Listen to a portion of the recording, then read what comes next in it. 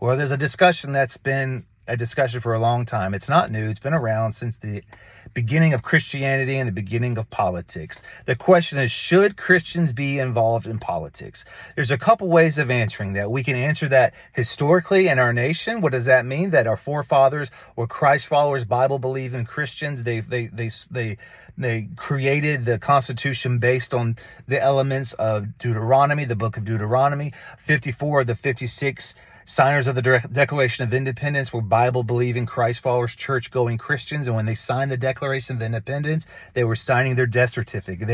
They knew that what they're standing for freedom and liberty for people, were going to cost them their lives. And a lot of them died because of them taking a stand against the rulers of their day. So we could talk about that. But what I want to talk about is what does the Bible say about it? What does the Old Testament and New Testament say about Christians, godly people, God's people getting involved in politics? The Old Testament is filled with characters that were involved in politics. You have people like Moses, Aaron, Daniel, Deborah, Queen Esther, Hezekiah, Jeremiah, all these people and many more that were involved in the politics of their day, or who were involved in the hierarchy of government officials. They were involved. Now let's go into the New Testament. You have people like Paul who was he wrote a letter that said, when he was writing a letter, he said, the household of Caesar greets you. He's under house arrest, and his influence is reaching into Caesar's household. Paul was not just a high-profile figure in the Christian faith back then. He was a high-profile figure in the Roman Empire. He was making a difference. He was speaking into the culture and into the government of his day. You look at somebody like John the Baptist. John the Baptist lost his head, lost his life for speaking to King Herod about his relationship with his brother's wife. You are in sexual sin. The relationship you have is immoral. He was involved, and it cost him his life. What are some other examples? The Bible verse that says that we are ambassadors of God. What's an ambassador? That's a political term. Ambassador is where we get the Greek word, I think you say it, presbytus. It's where you get the word presbyter, someone who is overseeing overseeing like pastors, and it's really an elder statesman is what they mean. A denomination's formed out of that, Presbyterian. So you and I are presbyters. We're ambassadors of God. We are kingdom representatives on earth. We speak as representatives of God into the culture in which we live. You got the word ecclesia, and then the Latin derivative of that is ecclesia.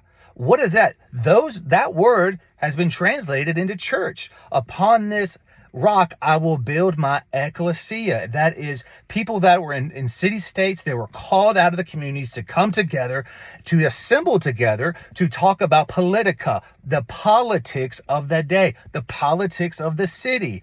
And it's interesting that Jesus didn't choose, I'm going to build people that just believe in me and worship me only. No, I'm going to call forth government. I'm going to call forth my ecclesia to come together to discuss kingdom.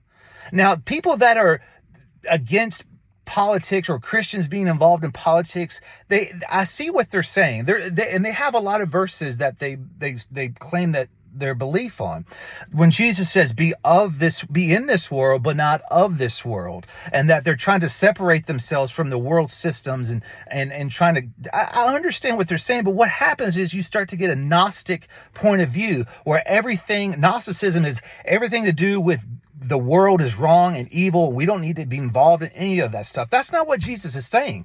He says, be in the world, but don't be of the world, of its systems, of its beliefs, of its patterns, of its way that it's going.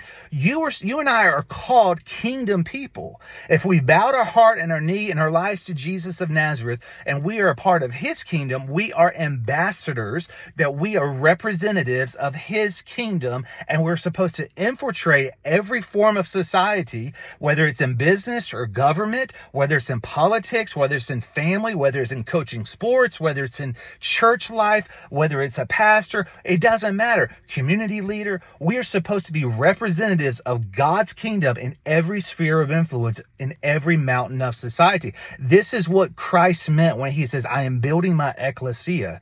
So to say that Christians should not be in politics is unbiblical.